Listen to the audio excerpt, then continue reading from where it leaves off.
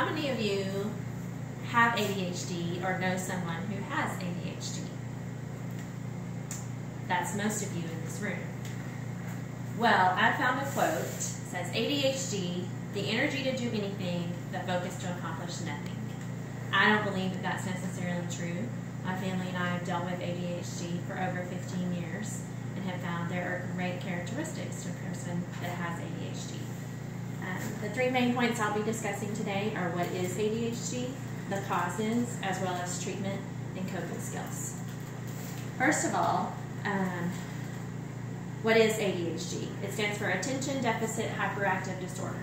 According to the Mayo Clinic, ADHD is a chronic condition that affects millions of children and often adults.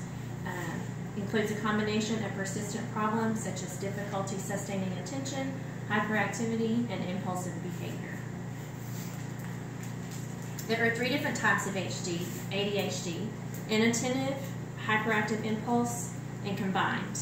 With inattentive, the symptoms include careless mistakes, not listening, forgetfulness. Hyperactive is fidgeting, squirming, talkative, or interrupt often.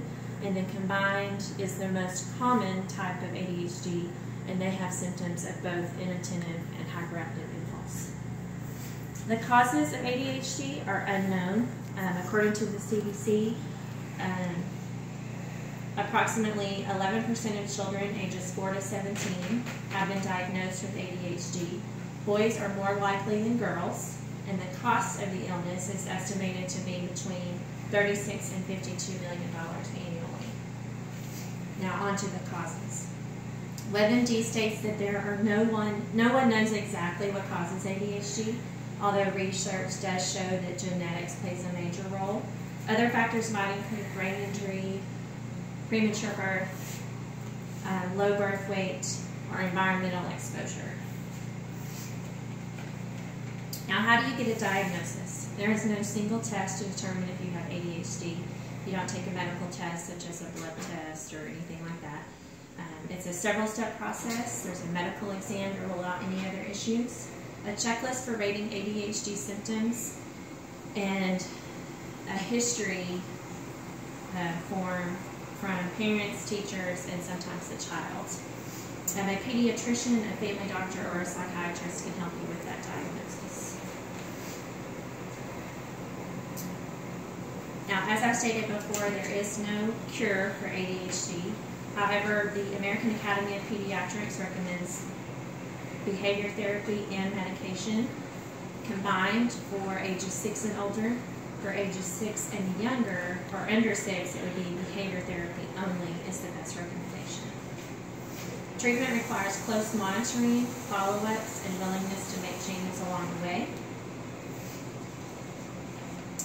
as well as some coping skills to help you, your child, and those around you deal with this disorder. Those would be create structure, break tasks into manageable pieces, limit distractions such as TV and video games, encourage exercise, regulate sleep pattern, and encourage out loud thinking.